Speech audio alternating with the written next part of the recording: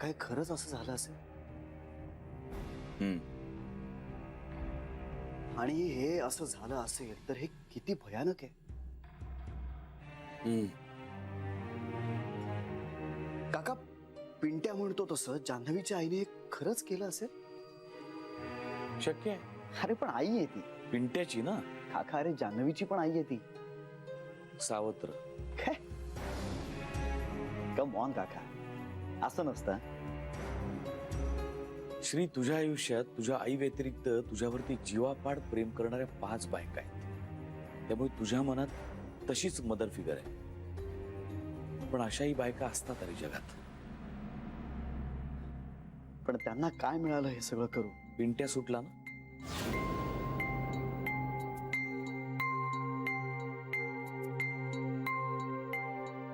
हे बघ श्री, एक आई म्हणून त्यांना जे हवं होतं ते त्यांनी मिळवलंच ना. नाही, पण पिंट्याला सोडवण्यासाठी त्या इतकं मोठं खोटं बोलू शकतात? नाही, माझं मन नाही तयार होतं हे सगळं मान्य करायला. जान्हवीच्या आईची एक आई म्हणून जरी मला दया येत असली ना, तरीही पिंट्या जे बोलत होता ना त्यात मला तथ्य वाटत होतं. आईला सुद्धा तेच वाटत होतं. काय? जान्हवीच्या आईमुळेच हे सगळं झालं असणार. म्हणून आई आजी जान्हवीच्या घरी गेली होती का? शक्य आहे. कमाल आहे यार. पण मग तिनं मला का नाही सांगितलं हे? वेळ आली की सांगेल. वेळ आली की सांगेल म्हणजे? म्हणजे तिला जेव्हा वाटेल की तुला आता सगळं कळलं पाहिजे तेव्हा. सगळं कळलं पाहिजे म्हणजे म्हणजे काय कळलं पाहिजे? हेच की जान्हवी इनोसंट आहे वगैरे वगैरे. म्हणजे जान्हवी या सगळ्यात इनोसंट आहे असं ठरलंय तिचं. तेच खरं आहे श्री. तुला काय माहित? म्हणजे मलाही तसंच वाटतंय. ओके, आपण एक क्षणभर असं गृहीत धरलं की हे सगळं जान्हवीच्या आईमुळेच झालेलं आहे, किंवा गोष्टी ह्या थराला त्यांच्याचमुळे गेलेल्या आहेत आणि त्यांचा स्वभाव बघता हे पॉसिबल सुद्धा आहे. पण तरीही पिंट्या ज्या पद्धतीनं त्यांच्याशी बोलत होता ना ते काही बरोबर नाहीये.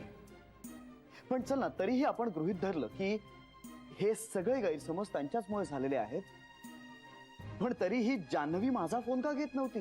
का बोलत नव्हती माझ्याशी? अरे काहीतरी अडचण असेल तिची. अशी जगात कुठली अडचण आहे रे की तुम्हाला एखाद्याशी बोलताही येत नाही? वेळ आल्यावर कळेल तुला. आज तुझं हे पालुपत आहे का? काय? हेच वेळ आल्यावर कळेल. काका, काय कुठली वेळ आल्यावर कळणार आहे मला? आणि वेळ आल्यानंतर काय कळणार आहे मला? ते सुद्धा वेळ आल्यावरच कळेल तुला. You R impossible. तू काय ठरवलंयस आता?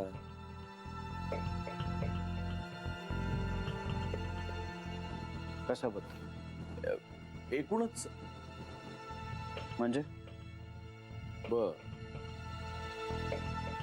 आता तुला गेम खेळायचा आहे. गेम तू खेळतोयस आणि वेळ आल्यावर कळेल असा त्याचा कोडवर्ड आहे ज्याचा अर्थ मला आता कळत नाही. वेळ आल्यावर कळेल. तू ना काका कधी सुधारणार नाहीस. पण माझी बढती होणार आहे एवढं नक्की. म्हणजे? वेळ आल्यावर कळेल. तू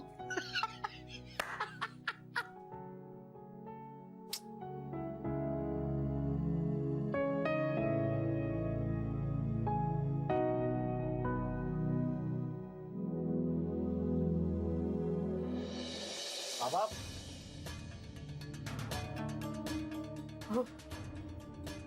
अहो अहो ऐका ना माझं. मराठीत सांगितलेलं कळतं तुला का संस्कृत मध्ये सांगू, इंग्रजी मध्ये सांगू?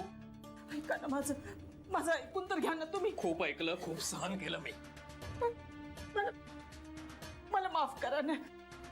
कसं माफ करू तुला कला? फक्त एकदाच. अगं तू एकदा तरी माझ्या मुलीशी माणसासारखी वागलीस का? मी गप्प बसलो म्हणून तुला वाटलं की मी निष्क्रिय? अगं मी प्रत्येक वेळी माझ्या दोन्ही मुलांकडे बघून गप्प बसत आलो. माफी करून टाकलीस तू त्यांच्या आयुष्याची. कुठल्या तोंडाने माफी मागतेस तू? आणि काय काय मिळवलंस काय तू हे सगळं करून? कुणाचं भलं केलंस? कोण सुखी आहे तुझ्या या असल्या उद्योगाने? अगं कुठे फेडशील ही पाप? तुझ्याशी चांगलं वागून तुला माफ करून फार मोठी चूक केली मी. पुन्हा नाही करणार. बोलत नाही म्हणून तुझं वाढतच गेलं. किती सहन करायचं कुणी. तू माझ्या सहनशक्तीचा अंत पाहिलायस. आता 1 मिनिट देखील या घरात तू थांबायचं नाही. चालती हो इथून. आमच्यासाठी तू आता मेलीस आणि तुझ्यासाठी आम्ही मेलो. काय बोलताय तुम्ही? मी एकटी बाई माणूस कुठे जाणार? तू बाई माणूस आहेस असं वाटतं तुला अजून? अगं, एक बाई असून दुसऱ्या बाईच्या जीवाशी खेळताना लाज नाही वाटली तुला? अगं, तुझ्या पोटची पोर असती तर असंच वागली असतीस का तू तिच्याशी? अगं, 5 वर्षाची असल्यापासून ती पोर तुझ्याकडे मायेने आई म्हणून बघत होती. आणि तू काय दिलंस तिला त्या बदल्यात? काय म्हणजे गुन्हा काय होता माझ्या लेकीचा तो तरी सांग. तुझ्यासाठी खपत होती, तुला सहन करत होती, तुला समजून घेत होती, तुझ्यावर विश्वास टाकत होती. स्वभावाने गरीब आहे माझी पोर, पण म्हणून तू कोपराने इतकं खणलंस की तिची पाळमुळं उखडून टाकायला निघालीस. शरम नाही वाटली तुला? भीती नाही वाटली?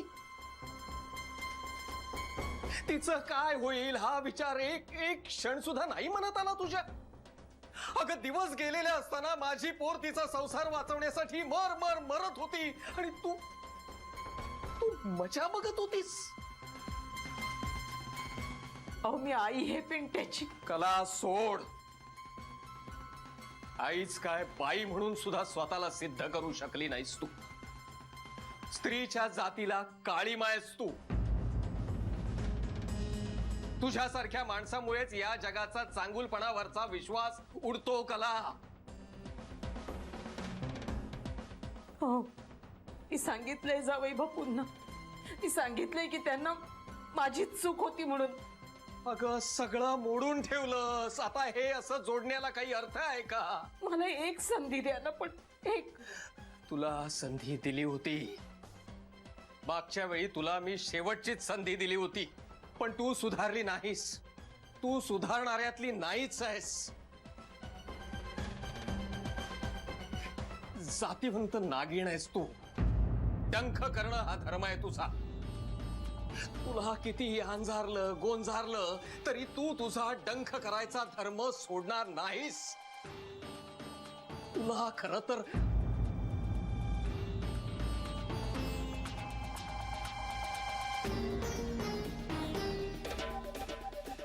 आजवर मी कधी कुणावर हात नाही उगारला, पण माझा हा सहिष्णुपणाचा धर्म तू मोडायला लावलास मला. याच काय पुढल्या कित्येक जन्मात मी तुला माफ करू शकणार नाही. नाही माफ करू शकणार.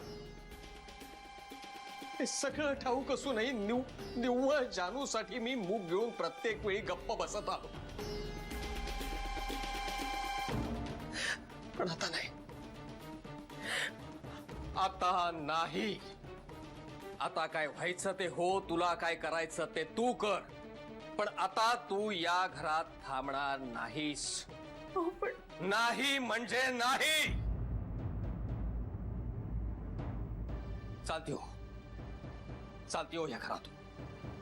आणि पुन्हा माझ्या नजरेला देखील पडू नकोस.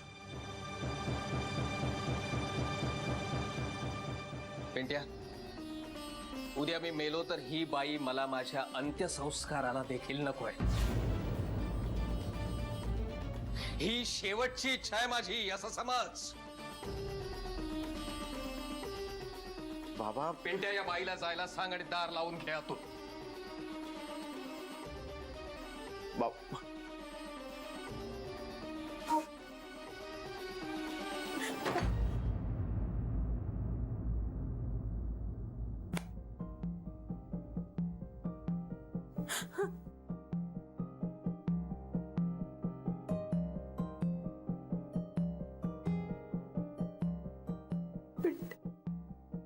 ए बाळा, मी कुठे जाऊ रे?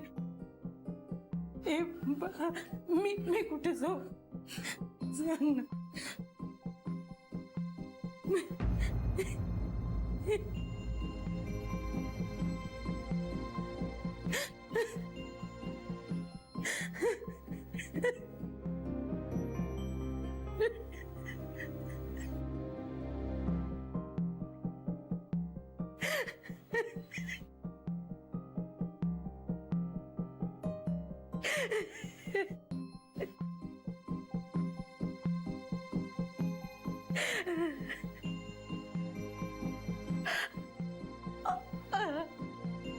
इक.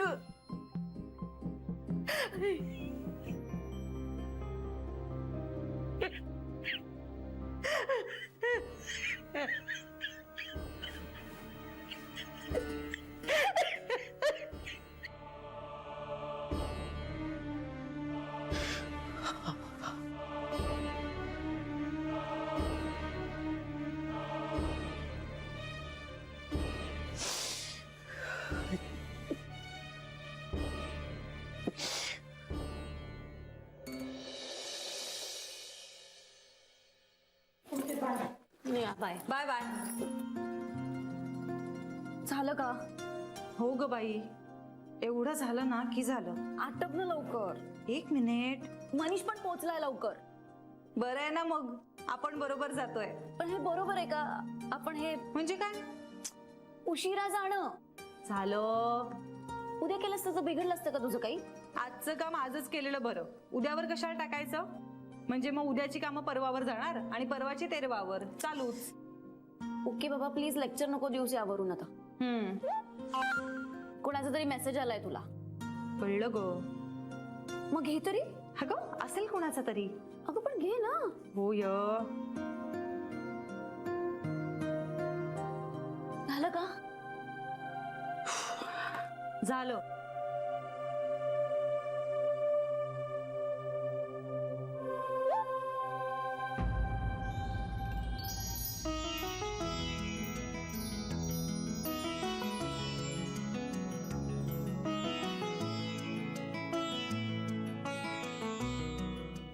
गीता, हा? काय झालं? हे बघ.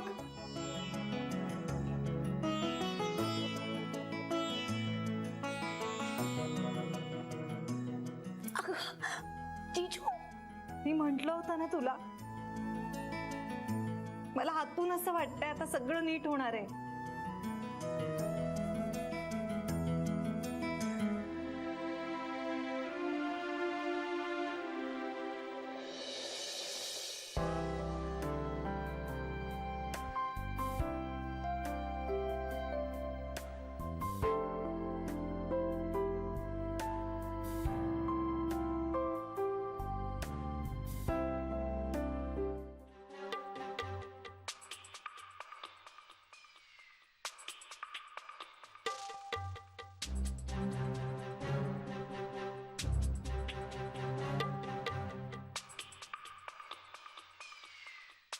काकू काकू काय सगळं तुम्ही सामानासकट इकडे काय करताय? आणि घराबाहेर काढले. घराबाहेर काढलं म्हणजे? या गोखल्यांमुळे आयुष्याचे किती धिंडवडे निघणार आहेत कुणाच ठाऊक. काकू काय झालंय? हे विचारू नकोस रे. फोन मध्ये बॅलन्स पण नाहीये आणि जानूचा फोन करते तर तो लागत पण नाहीये. जरा तुझा फोन देतोस का रे? काकू फोन घरी राहिलाय.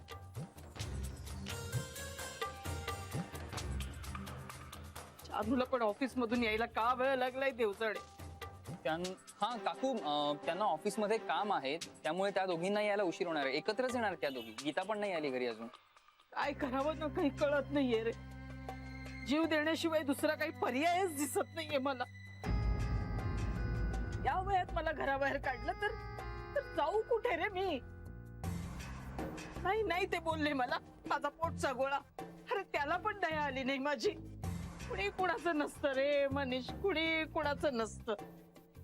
अरे जिथे आपला पोरगाच आपला नसतो तिथे दुसऱ्यांकडून तरी काय अपेक्षा करणार? आपण आपल्या लेकरासाठी झाडाची काढं करायची. आणि त्याने मोठं झाल्यावर आपल्याला घराबाहेर काढायचं. काकू आपण एक काम करू, आपण माझ्या घरी जाऊ, तिकडे जाऊन बघू काय करायचं ते. जान्हवीशी पण बोलू, ठीक आहे? काकू तुम्ही चला चला माझ्या घरी, हळू हळू चला. नको अरे, उगाच तुझ्या आई समोर कशाला शोभा. काकू तसं काही नाहीये, चला. नाही, मी थांबते इकडे. मी जानूची वाट बघते. काकू प्लीज ऐका माझं, आत्ता घरी चला, आपण बघू काय करायचं. हा जानूला फोन लाव रे. पण मी बघतो ते. असू दे, मी घेतो. चल.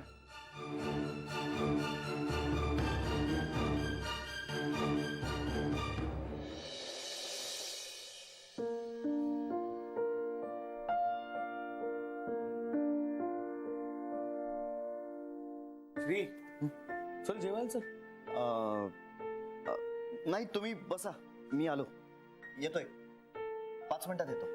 मग मी थांबतो 5 मिनिटं. नाही, कदाचित मला थोडा जास्त वेळ लागेल, एक 10-15 मिनिटंही लागतील. हा थांबतो 10 मिनिटं. काय नाही, कदाचित एक अर्धा तास पण लागेल. कुणाचा फोन येणार का? काय माहित. म्हणजे मी माझ्या बाजूने एक पाऊल पुढे टाकलंय, एक मेसेज करून. तर बघूया पलीकडून काय रिप्लाय येतो ते. हो पलीकडू. अच्छा. काय पाठवलायस पलीकडे मेसेज? I love you. काही काय काका? अरे म्हणजे असंच काहीतरी पाठवलं असेल ना. I love you, miss you, भेटूया, परत ये. मी असा काहीही मेसेज केलेला नाहीये. मग मी फक्त हाय असा एकच मेसेज केला. आज तिच्या नुसतं हाय पाठवलंस होय? मला वाटलं होतं निदान हाय हाय ये तेरी यादों की बारिश के. काका, तुला चेष्टा सुचतीये? इथे माझं काय काय काय काय झालंय तुला? 20 मिनिटं झाली मी तिला मेसेज केलेला आहे, अजून तिचा रिप्लाय आलेला नाही. अरे बिझी असेल, पाठवेल नंतर. चल जेवून घे. तू जा, तू बस जेवायला, मी आलो. जा. ठीक आहे, मी थांबतोय इथे. किती वेळ? अरे का पण म्हणजे नक्की किती वेळ लागणार तुला? मला माहित नाही. हा, मी आपल्या दोघांची ताटं आणतो इकडे. काका, तुझं काय चाललंय? तू जा बरं, जेव. मी एकदम आता एकदम लहान मुलासारखा शांतपणे इथे काका, बसून तुझं हे अळीमिळी गुपचुळी. अरे पण आठवती सारे राग रुसवे, नाही खरे काही भास फसवे, प्रेम की यातना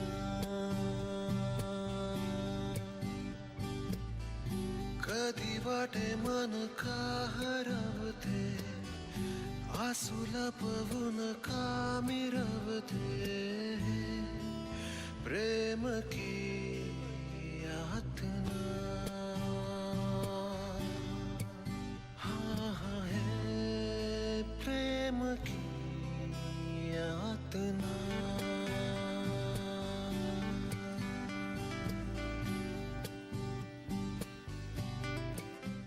मी म्हणाले होते ना, सगळं नीट होतंय. मला आतून जाणवतंय असं. अगं पण रिप्लाय तर पाठव ना. काय पाठवू? काहीतरी पाठव ना. त्याला असं नको वाटायला. काय? हे ग, ते आपलं. काही या गीता, मी पाठवू का? तुझ्या फोनवरनं पाठव. त्याने काय होणार आहे? तू म्हणून पाठव का मी? ए बाई थांब ना, मला जरा विचार तरी करू दे ना. त्यात काय विचार करायचा आहे? अगं मेसेज काय पाठवू याचा विचार करू दे. तू खूप विचार करतेस जान्हवी. तसं नाहीये ग. आई अजींच्या माझ्याकडून काही अपेक्षा आहेत आता. म्हणजे इतर वेळी मी पटकन काहीतरी रिप्लाय केला असता, पण आई अजींना शब्द देऊन बसले ना, आणि मी त्यांचा शब्द नाही मोडणार. काय शब्द दिलायस तू? आता जरा त्यांच्या पद्धतीने वागणार आहे मी. पण त्या काय तुला जिजूशी बोलूच नको असं म्हणणार नाहीये. नाही ग, तसं नाही म्हणणार त्या. पण मुळात श्री मला मेसेज करेल याची अपेक्षाच नव्हती मला. त्यामुळे त्याने मेसेज पाठवल्यानंतर त्याच्यावर रिॲक्ट काय व्हायचं हे मला सुचत नाहीये आता. अगं पण मग कॅज्युअल फ्रेंड म्हणून बोलायला काय हरकत आहे? गेट रिअल, तो फ्रेंड नाहीये माझा, नवरा आहे. म्हणून काय झालं? ए यार जान्हवी, तू रिप्लाय कर यार. मग जिजूने एवढा मेसेज केलाय तर आपल्याला रिप्लाय करायला हवा ना. म्हणजे तो काय म्हणतोय ते तर कळेल. हॅलो असा रिप्लाय करते. पाठव पाठव.